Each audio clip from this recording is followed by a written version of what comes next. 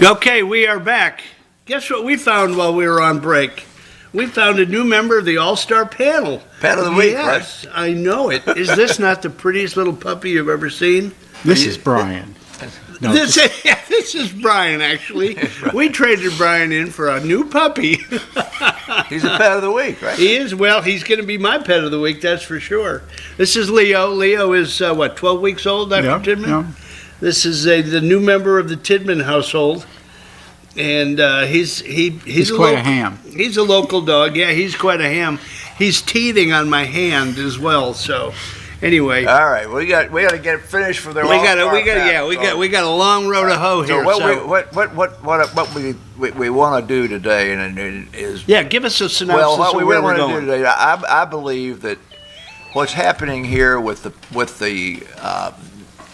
press and with all of the fire and brimstone. What's that? The sky's falling stuff.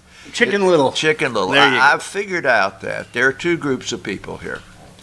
There's the group of people that says the glass is half empty, and there's the group that says the glass is half full and filling up rapidly. And that's my feeling is that the news that's coming out is in one article they hit the negative for the headline, and if you carefully read through, there's lots of really encouraging stuff going on as you go down to the bottom. Emily, show that first headline there. Is that the one about the deaths every 107 seconds? Yes. So if you look at this first headline there, U.S. cases spike and COVID kills every 107 seconds. Now that's a if it leads it bleeds thing, isn't it? All right, well show that next one. What's the next one say? Next one says it's a new record for the cases, right? There's a new record for the cases. For total number of cases. Yesterday's total number of cases. All right. What's the third one say? Put the third one up there. Death rates are dropping. Now, in each of those articles, and we'll come back to another one here in a minute, they are seizing on scaring the hell out of you. Rates are going up like crazy. 107 seconds. Well, a couple of weeks ago it was the same death rate. I mean, per 107 seconds. That's the first time you've ever seen it put out as how many die. It's like the national debt goes up $1 billion every time you burp. So here's what I think is the most encouraging thing. In March, the death rate when you entered the hospital and were sick enough to go on oxygen, if I remember correctly, was about 20%. It is 3% now. This is in the United States. In Great Britain, the number that let me clarify that in my mind. So you said if your saturation level drops down, if you're sick enough to be in the hospital and go on oxygen. This got nothing to do with the guy outside the hospital. Okay. This is not people. This is not positive tests. Okay, these are sick enough people. Okay, well, here, look at these numbers. Yeah. Okay, well, let's just do that today. This is in Georgia. Totally, in all of the time, you've had 356,000 cases. You've had 7,000 deaths. You've had 5,000 in the ICU and 31,000 hospitalized. So what you would do is say of these hospitalizations, probably half of them went on oxygen. That'd be the group you're talking about. Okay. So that's what? That's 10%. That's 5% of the patients that got this thing in the first place. Then 40% of those would have died. Then that would have been about 1%, right? Well, now... we can't assume that all of those deaths came from the hospital. No, most of them didn't. They came from nursing homes. That's right. And stuff. Okay. Yeah. Matter of fact, 40% occurred in the nursing home. So we know right away 40% of that 5,000 or 6,000 never got to the hospital. They were in nursing homes. Oh, and as I said last week, a lot of those, half of them in one of our local nursing homes were on hospice for something else.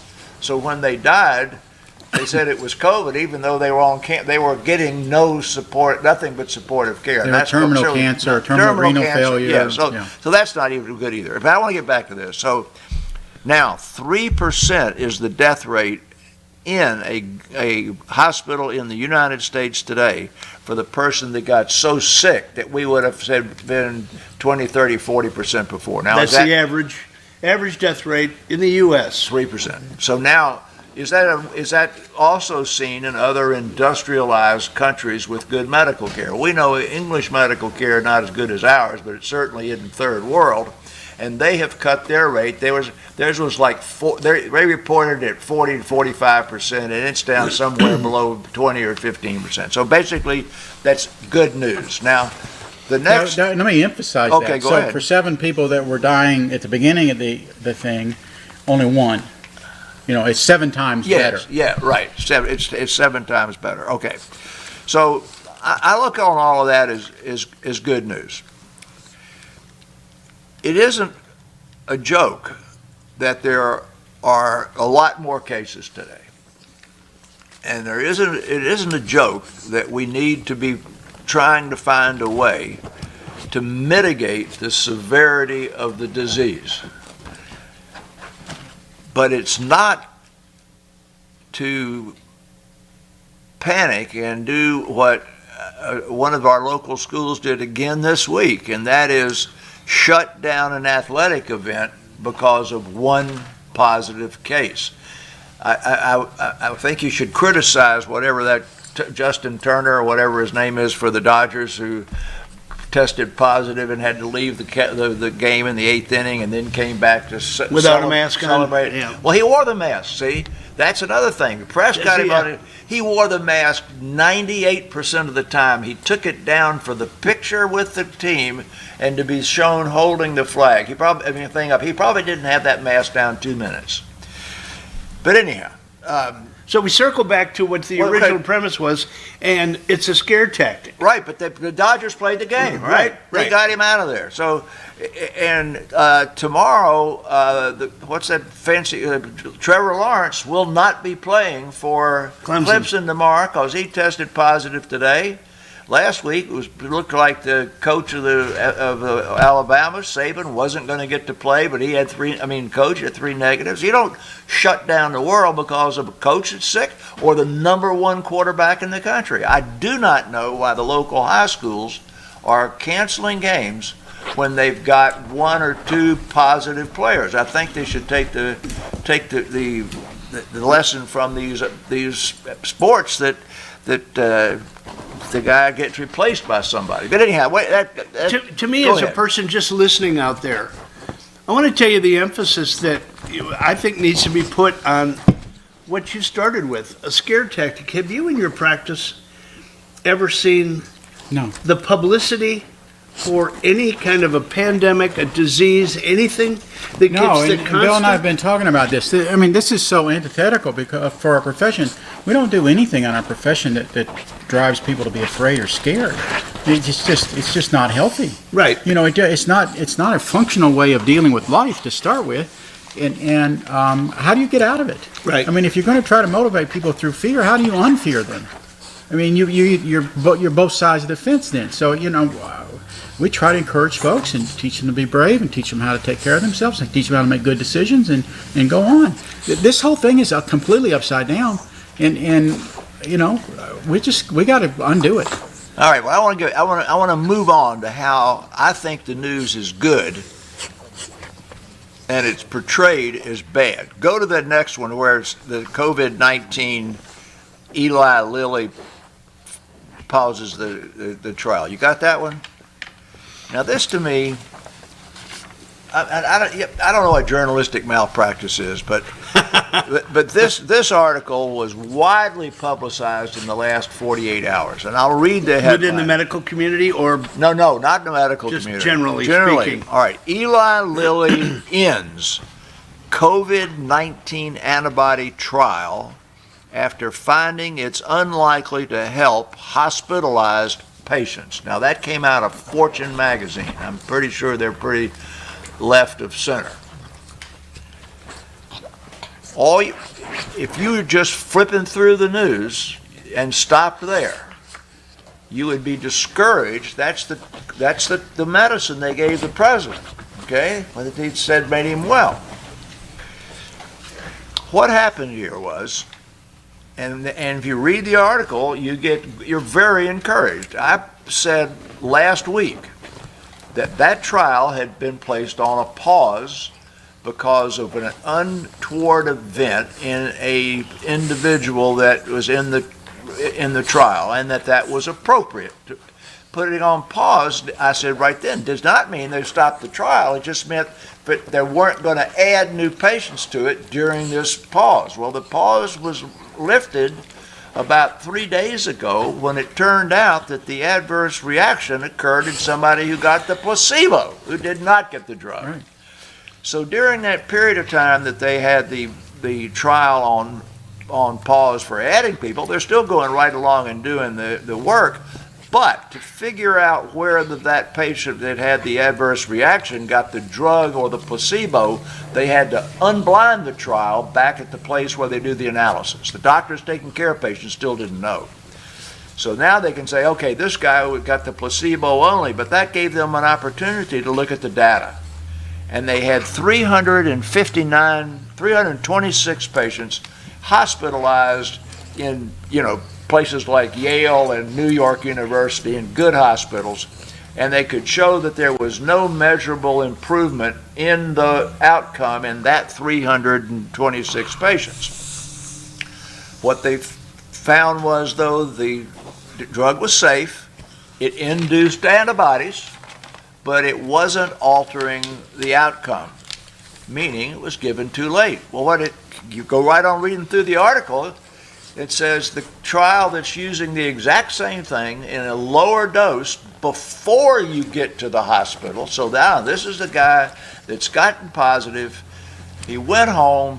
98% of those are going to go home and they're going to be fine, but he's the one that started running fever.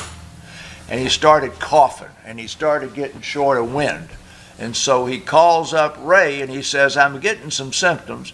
And Ray says, start taking Tylenol and take fluids, but stay home. Well, in that group, this clinical trial, which is the one that we halted was Active 3. Active 2 is before you get in the hospital. Data they analyzed this week shows that the drug is effective. It diminishes the number of patients that go in the hospital, and it is soon to be released, or they'll be looking for a emergency release opportunity to take that drug and give it to.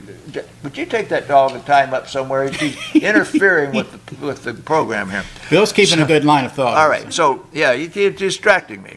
So it is effective in that group of patients that are before they get in the hospital, and there's going to be a trial to start trying to use it. The third trial that's ongoing that it may be working in is it's being prophylactically used in nursing homes to prevent people who are negative from getting positive. But all you would see from this is it's been stopped, and it's because it's unlikely to help hospitalized patients. So it's written in a fashion for shock value. Shock value, yeah.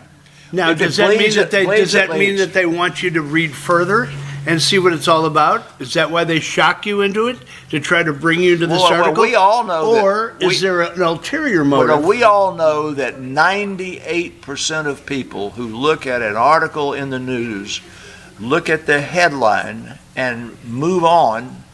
There are a couple of 3 or 4% who will look at paragraph 1 or the top line of paragraph 1, but it's almost nobody who reads the entire article. And you'd have to read to the bottom to get this. Now, you're taking him away. Why you go? You're a dog trainer. Get him over there. Go on, become an animal tamer. All right. So here's never too old. Okay. So here's what I'm trying to say. We know that the case rate's going up. That was not fake news. We know that the hospitalization rate went up in the last couple of days. That's not fake news. We know that the death rate in those hospitalized patients is going down. So what do we want to do? We want to prevent the number of people that are going in the hospital. We want to keep right on testing people so that we get some sense of what's going on before the antibody, the vaccine gets here. But until the vaccine gets here, we've got to continue to protect people. So I wanted to bring up the mask controversy, because all week long there have been 180 degrees out of stuff about the masks. There's one group of people that came out and said the mask is going to be wet and it's going to, you're doing this, and then Fauci says you got to keep wearing the mask. So let's go to that first mask thing here, because this I get a real kick out of this one. This came out really about 2 months ago, and it's all of the bad stuff about the masks that says it doesn't do any good. Decreases oxygen intake and will make you shut down your immune system and increases your risk that the viruses you've got in your body will get worse. So this was touted as being medical information like April, when people were beginning to talk about the mask. Now, Emily, show that next one. I use this simply because how many of these trials have we seen? That the Lancet published a trial they had to retract. The New England Journal published a trial they had to retract.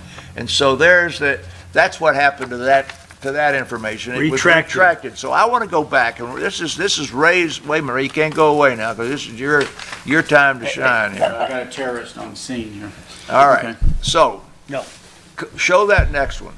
Let's get back to the mask business. First of all,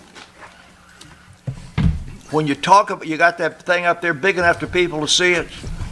When you're talking about masks, you're not talking about respirators. Now, a lot of people don't understand the difference. When they think about respirators, they think about the ventilators. It's not. What you see on the right is what your carpenter and your plumber and the guys working on the insulation have been using around your house To eliminate for years. the noxious odors. Yeah, and not odors, the particles in the air. But in a paint shop at Delta, I mean, everybody had to wear that. What we're talking about for the COVID is the one over here. Like this guy. Like this guy right there, here. that guy. Okay, now here's the next thing. Show that next thing. So people that were really hoping they'd get that N95 mask. How many people are you seeing that have that vent in it?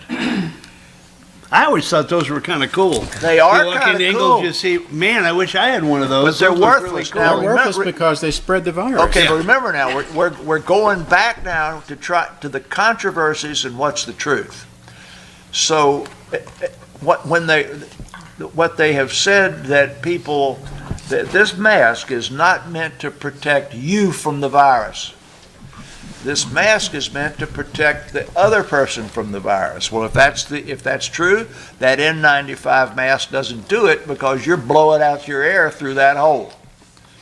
Now, it is my belief. Oh, excuse me. The other thing that's been controversial this week is the publicity that the mask will diminish the percentage of viral particles that'll come through, and you'll get a lower dose, and then you would have a less virulent infection, or you might get the virus, but the dose is so low that you wouldn't get infected at all. Now that right there is information that still nobody has a hard handle on. It's a good theory, and there's some anecdotal stuff to say it may be true, but nothing hard. But that is not proof positive fact. So my suggestion is to think about this like seat belts, okay? We first I got a pickup truck, doesn't have seat belts at all. Believe okay? me, I remember. Then you got a seat belt, okay? And everybody said, oh, I'm protected now with a seat belt. Turned out you weren't, because your face could whack into so we put a harness on it. And that improved your level of safety. Okay, we're doing really good now, except then that whole thing could come up and the steering wheel could come back and get you. So now we got the airbag. We thought that was pretty good. And then we started putting airbags on the side, meaning that to keep you from getting killed in a car wreck, we've added 5 degrees of safety over decades as we've learned more. So I would say that where we are today is a mask like this, properly worn, not the gaiter. The gaiter is worthless. Properly worn, should be worn by people, and I mean everybody, when they're in the supermarket and so forth. And people ask me, do I wear the mask downtown? And I said, no. I'm walking my dogs and I'm out of doors, don't wear the mask. But if I'm going to Walmart or going to the grocery store, I wear this mask. I wear this mask to protect you. I hope I'm not positive, and I hope that it protects me some. So maybe it's just the seatbelt. So it's okay then when I laugh, when I see someone by themselves in their own car You shouldn't have a mask with a on. mask on. Yeah, no good. It's okay to laugh then, And right? heaven forbid you see them in the shower with their own. With their All right, so I'm gonna end this general conversation. Let it get into specifics here in a minute. So my recommendation continues to be: Granny doesn't go to Walmart or to the grocery store. She takes the Amazon home delivery, or her neighbor, her church, or somebody in her family buys her groceries. Thanksgiving, you're going to talk about Thanksgiving here in a few minutes. It's not part of this show, but Thanksgiving, when they have Thanksgiving, Granny's going to stay at home if people are gathering elsewhere with kids coming back from college or something. Or if Granny is going to be there and other people are going to be there that are in her circulation stuff, Granny's probably going to wear a mask. Which brings us full circle to what you've been professing since day one, which again is Fine China. protect the And elderly. I've refined that a little bit. I want to get to that refining. Encouraging news. We're talking about how to be encouraging. The numbers must be over 100,000 college-age kids tested now. None of them hospitalized, none dead. Leave these kids alone. In high school and junior high school, let them do their sports and stuff. Now, if they're sick or whatever, they got the COVID, you isolate them, pull them out, don't let them be contagious. That's smart stuff. But let the kids go on with their life. The refinement. I'm always trying to think of how can I say it in the most precise way. Our fine China needs to learn how to mask up and take care of themselves like our hospital workers do. Right. Okay? Because they know how to be around the virus and not get it. Okay? So there's your model. It's all over the country. Healthcare providers learn it all the time, all the way. We just need to teach that to our fine China. All right, here's the last visual. If you look carefully, this is the Americas versus Asia. They don't have this. I don't have this for Europe, but on the left-hand side, people weren't wearing masks much, except in China, Vietnam, where they've been wearing masks forever because the pollution's so high. It is a cultural thing we've seen since the end of World War II. Those masks began being worn during World War II because of the tuberculosis that was circulating in the Asian countries. And that they wore those masks and they became part of their costume. But if you look at Singapore, Malaysia, Mexico, United States, and Canada, the numbers are all going up dramatically. The number of people in the United States as of about 30 days ago that say that they wear the mask in public is up to 80%. Now that's not wear the mask all the time. The question was wear the mask in public, and that's what I was trying to say.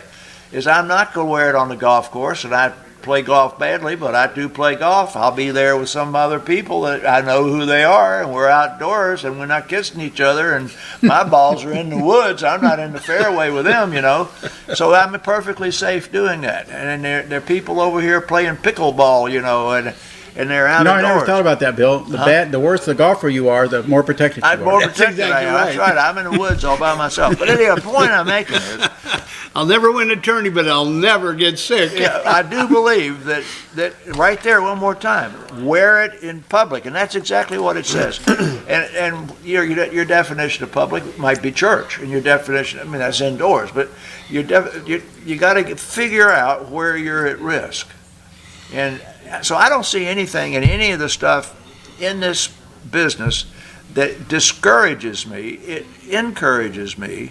And it angers. But to try to get that word out to the public, the encouraging word versus the discouraging headlines, Right. is a whole different animal. So if we go back to the seatbelt, I think the seatbelt, we got the seatbelt, and that was the hand washing and the social distancing, and maybe by putting on the mask and wearing it most of the time, because social distancing is everywhere, and that's not just indoors. You know, you don't let anybody. You're not right beside some guy you don't know who's jogging and breathing all over you. So you do socially distance outdoors. It's just a lot easier. So maybe the seat belt is the hand washing, and the shoulder harness is the social distancing, and you got the airbag, and that's the mask. And then when we get the vaccine, that's going to be the roll cage that's inside Ray's Mercedes, and the airbags around the roof. I think we've got 2 or 3 layers of beating this disease out there, but the big layer is that vaccine. And I'm fully of the belief that they will be administering vaccine probably, as I said month before, in January or February, not November the 5th. Which coincidentally is 2 days after the election. Yeah, that's right. Yeah. Exactly. So, okay, I know we don't want to politicize anything, and I'll put my political hat on and say I am convinced that the reason that these headlines come out the way they do is because the media is in the tank to try to keep COVID-19 and its detrimental effect on everybody in front and center. Okay, now, having said all that, I'll take the political hat off and ask you two medical professionals, why doesn't the medical community, I mean, you're sitting here espousing it this morning, that you think there's really, really good information that's behind... It's part of the world we live in now. I mean, I personally feel like the advances our country has made in the last 8 months is almost like a moonshot. Vis-a-vis the COVID. Okay. Yeah. I mean, we've developed medications that take sick people that were dying 7 at a time down to 1 at a time. Okay? That's an incredible number. Steroids, anticoagulants, and stuff that treats the... And knowledge of how to treat the disease. Yeah. That we've rapidly gone through that and figured that out. That's a tremendous advancement. And you still have people saying, oh, it's all out of control. There's been no plan. You know, woe is me. It's all terrible. That's Look at the numbers. Yeah. Okay. So instead of going with that negativity, look at what we've done. And now we know who to protect. And now we're starting to get out the idea of how they protect themselves and who else can go on with their lives. The negative thing that we've learned, economic lockdowns are a disaster. And not only are the economic lockdowns a disaster, but the lockdowns in general are a disaster because of everything that you brought up, the both of you. The knock-on effects, the poverty, the isolation, the mental health issues, they are a disaster. No one's bringing up and talking about the disaster being a disaster. They're talking about the good things not being good enough and ignoring what the disaster is. The economic shutdown is a disaster. It needs to end. I'm not smart enough to talk about the GNP and the interest rates and the stock market and stuff, but I am smart enough. I'm a grandfather of 7 school kids. I'm a grandfather of 4. All right, I got 2 of them in college. And they are in college at Cornell. And if they test positive, they go over to that fancy hotel in the Cornell Hotel Management School, and for 10 days they get their meals brought in by room service, and they say it's an absolute wonderful 10-day vacation. Come on, virus, huh? Come on, virus. But anyway, and then I've got kids in the public school system in one of the Atlanta metropolitan areas that are not going to school, and I've got a grandson that's going to the Catholic parochial school. It's at school full time, playing football, and here they're all in the same household, for crying in the night. So it is my concerted belief, and I've said it every week since back before the summer started, our kids need to be playing soccer. And they need to be in the band, and they need to be in the debate society, and the Boy Scouts need to be having their camping trips and all the rest of that stuff. Generally speaking, they need socialization. Yeah, it's gonna work. I mean, it's just awful, and I don't know. I mean, I'm not trying to get into the GNP and an economic knockdown is a disaster, but what's going on with the No, but schools? that's the untold story. Yeah, that's Well, bothering me. I mean, it's an untold story, and it's very, very irritating. I mean, imagine if a politician could have it hung around their neck that they doubled the world poverty rate, that they doubled the poverty in the world, that what they did doubled the poverty in the world. Imagine if that could hang around somebody's neck, what they would be. Okay, that is what has happened under this economic lockdown. That's not one person, that's a lot of people, and there's a lot of people still choosing that. And what they're not doing is saying, how do we protect those at risk and get them out of harm's way? They're not dealing with the reality of what we do know needs to happen. They're constantly going back to, well, you know what, you've got syphilis, let me stick some mercury in you. Okay? we don't do that anymore. Yeah. Okay? So when you've got a bad therapy and you know it's not good and it hurts people, stop doing it. So as a body, as a medical body of how many thousands of people, how many doctors are there in the U.S.? Tens of thousands. 30-something thousand. Okay, you guys all belong to organizations. Okay, wait a minute. Let me go back. I want to make it real clear. I used to be the president of the Medical Association of Atlanta. I was in the committees of the Medical Association of Georgia, and I am anti-AMA. AMA represents 21% of the American physicians, and they take very dramatic left-wing positions that are not supported by the main body of medicine. And there now is no main body of medicine speaking for the profession. And now, that's my point. The American Academy of Family Practice speaks for the family practitioners. The American Society of Clinical Oncology speaks for the clinical oncologists. But nobody speaks for medicine as a whole. I think that needs to be emphasized.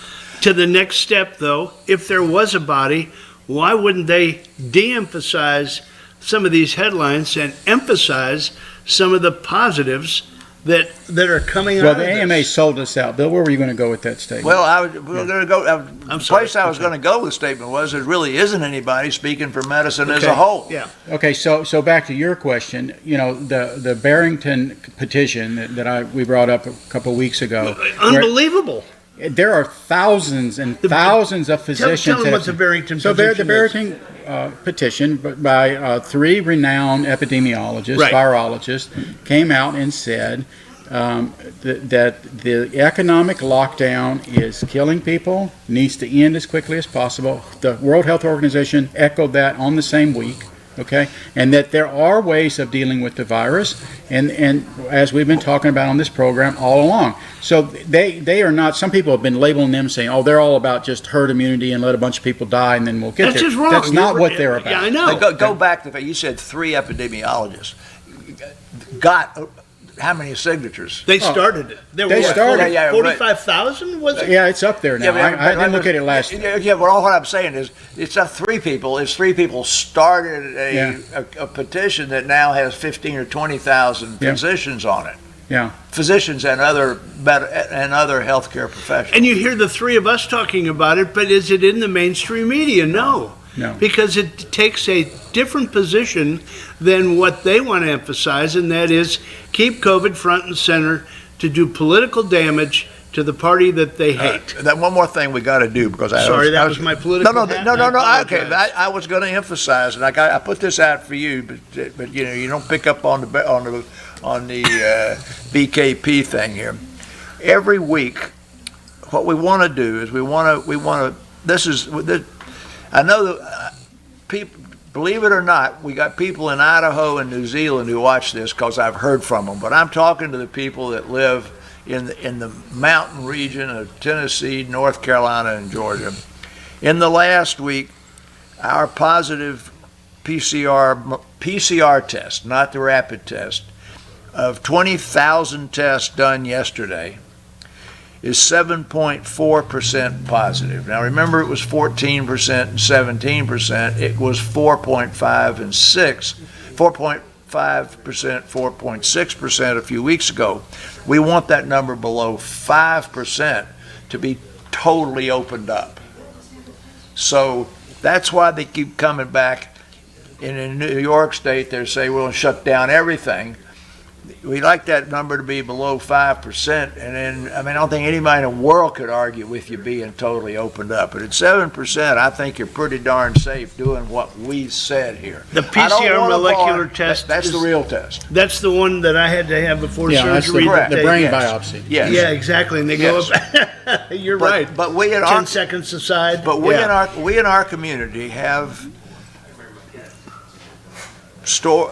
restaurants and bars that are not doing their job right. Their bar is packed with people that are not wearing masks. They don't have the little spots on the deck saying stay 6 feet apart. If you go to our friend's pizza place, you know, he is rigid about it. The tables are far apart. You need to do this when you come in. You got to wear your mask until you're sitting at your table. I'm sure his business model is, of course, he's got a lot of out. But what I'm trying to say is, our friend with the pizza place is absolutely rigid about doing it right. Yeah, he is. And then the big restaurant downtown here, our other friends got, he is firm about doing it right. I mean, you got to have a reservation. You're sitting as far as we are from Emily, from anybody you didn't come in with. And then there's other ones where they're all crammed together. So my encouragement is that the ones that are all crammed together do it right. And until that number's down below 5%, keep doing what we say. When you go in there, wear your mask. When you're sitting at the table with your party, take it off. But don't throw your mask away. Keep your mask. Wear your mask when it's appropriate. Understood. And lastly, it's not penicillin for a strep throat. So that mask, at the absolute best, is protecting you from me. And if it's protecting me from you, it's protecting me from you at the 40, 50, 60% range. So you still got to do everything else you can possibly do. Well, Brian has said it on the show I don't know how many times, and it just motivates me when I'm able to come in here with you guys and sit on this side of the microphone instead of listening to it from afar, because I mean if people aren't taking into account what you all are saying, you're just missing an unbelievable amount of knowledge that you guys bring every Friday morning, and it's so much appreciated. And by the way, it's brought to you by Georgia Cancer Specialists, affiliated with Northside Hospital Cancer Institute. How did I do? You got it. You nailed it. Of course, I read well. Yeah. And it was fun seeing the puppy this morning. Well, I just want to point out what a well-mannered. That's right. You know, ignore all the beginning of the program. Exactly. The first 50 minutes. That was rehearsal. That was rehearsal. He was settling in. First 90%. Have you got anything thought-provoking for us you'd like to leave with? Bill and I are eventually shifting off of COVID, and I just want to throw a little teaser out there. As many as 50 million people in this country may suffer from sleep apnea, and probably less than 10% of them are diagnosed. And sleep apnea can cause elevated blood pressure, strokes, weight gain, all kinds of misery in your life, and folks need to ask themselves the question, maybe I have it. And, you know, we try to get these teasers about, well, go check if you've got a medical condition that people are having a hard time diagnosing, like uncontrolled blood pressure or inability to lose weight or almost anything that your doctor's struggling with, fatigue, ask the question, maybe I've got sleep apnea. And you don't have to look like the classic sleep apnea person. I have sleep apnea. Okay? So you don't have to be overweight. You don't have to look like you to have sleep apnea. Oh, thank you. I appreciate that. All right. Well, you know, every time they've asked me this question, I've said donate blood. I'm going to say now, I always tell my patients to get your flu shot at the end of October so that it'll last until March. Well, we've only got 3 more days in October. So go get your flu shot. If you're over 65, ask for the big boy flu shot. We don't want to have an epidemic of flu on top of an epidemic of COVID. Now, we don't know whether the flu vaccine this year is going to be 35% effective or 65% effective, but that's going to be the range. It's not going to be 100, but just think of it like the seat belt. It is protection, and it ain't going to hurt you and 1 out of 100 people have a sore arm for 1 day, and that's the side effects. They not Now, gonna is give it you. true? It will not give you the flu, and it will not give. Right, Ray? Right. It's dead. Is it man. true that if you trick or treat at the local drugstores, they'll give you a flu shot? No, I'm just kidding. Can you just speak real quickly to either one of you to the pneumonia shot? Yeah, sure. Should it be 65 and over? No. The Pneumovax is recommended at 50. 50. Yeah. And then the big boy pneumonia shot at 65 and over. And the Shingrix, the shingles injection, which is a series I've of 2, taken that. is recommended Both at parts. 50 and over. Okay. Flu shots recommended at 6 months and over. 3 really important things that you want to look at, folks out there. Shingles, pneumonia, and flu. Right. And Take a if look you're at it. under If the it's age right of for fi- you, go get it If done. you're under the age of 50 down to 6 months, it's the flu shot. Over age 50, it's the rest of them. Thank you both. Thank you. And thank you for bringing your pup. Say thank you, He Leo. is a beauty. He grew another Yeah, inch he and a grew- half that's during the right. program. And he lost 2 teeth, and they're both embedded in my hand. No, I'm just kidding. Thank you guys for being here. We're going to take a quick break. When we come back, we're going to have the partial members of the All-Star panel, one who escaped yesterday from his neighborhood, one that's still quarantined, and that's Joanne. But we're going to have Jane and Bruce join us, and we're going to have some fun. We're going to be a little bit serious. This is the last show before the election, and we're going to stress how important it is to get out the vote.